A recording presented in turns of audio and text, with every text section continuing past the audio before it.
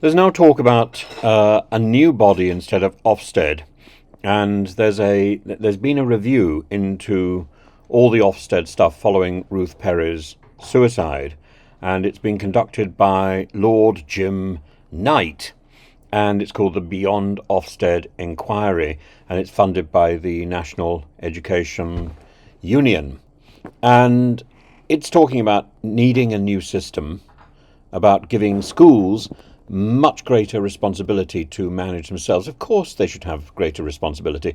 I think it shouldn't stop there. I think it should go all the way through to changing the exam system, probably obliterating or abolishing the national exam system for the majority of examinations.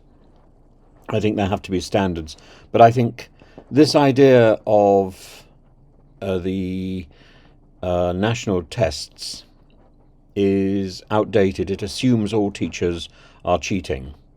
And the COVID experience suggests that actually that's not the case, that teachers can take a very mature approach.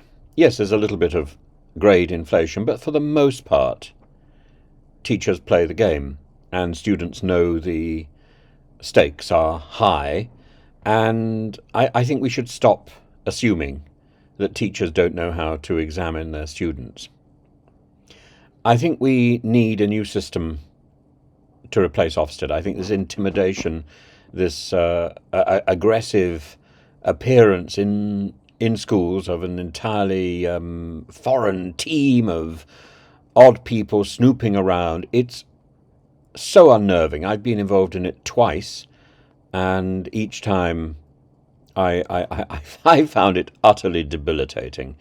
It not only invites, or not only instills a culture of fear and intimidation, it invites bullying and anxiety at all levels in the school, and it's completely unacceptable. And it empowers those people who are gifted or determined to manipulate bureaucracy. And those are not teachers. I don't think those are particularly inspiring individuals. Those are Jobsworths, and they are savaging the approach to education that we've got in this country. It's the heart is being pulled out of schools, and it's being partly arranged that form of sort of Frankenstein type savagery is being done by Dr. Ofsted. We need to make the schools responsible. We need to call off the toxic Ofsted manipulation. Its approach is invasive, it's debilitating, it's wrong, and I think Ruth Perry's experience should make that perfectly clear to anybody. But I'm pleased that the Beyond Ofsted inquiry is coming to the same sort of conclusions.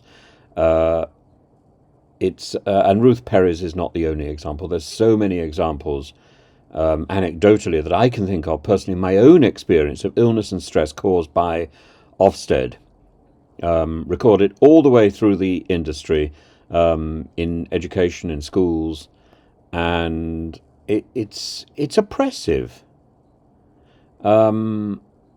And Knight suggests that Ofsted should be acting behind the scenes without any direct intervention in schools themselves, that it should get schools to set up their own improvement plans with greater participation from the wider local community, to get rid of this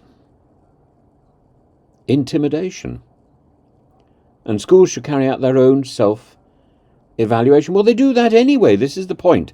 And very often before an Ofsted inspection, and I've come across this, as I say, twice in the last in the last 20 odd years. I've come across this twice, where schools buy in support or they appoint head teachers or senior members of staff who have Ofsted experience.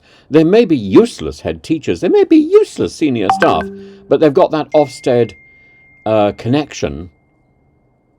They know the formula, and that's going to get the school through its Ofsted inspection successfully. And I don't think that's the way to behave. I think these people should no longer have that open access to job after temporary job, going around school after school. And you think, why is my headmaster changing? Why is this senior member of staff constantly changing just after we've had a school inspection? Because they're no longer needed. Because they were simply there to polish up the silver and produce the answers which Ofsted is looking for, because they know what the answers are. And then there are also those fixers who tend to come into schools 6 months before an Ofsted inspection is likely to happen and get all the bureaucracy in order. Well, that's all we need. We don't need the inspection if these people are coming in and sorting out the books. We just need these people going in on a regular basis and sorting out the system, and then perhaps presumably rubber stamping it. We don't need the stress of the actual Ofsted inspection at all, which is debilitating. And as for safeguarding, what Lord Jim Knight suggests and his enquiry team is that we get a new body to monitor safeguarding, and that can be done from a distance. To monitor, to give constructive feedback, and to help schools to get their safeguarding in order, rather than to catch them out for not getting it there, for not having it there. We actually want all schools and all children to be safe. We don't want to be running around the place finding scoring points when schools have not got their safeguarding in place.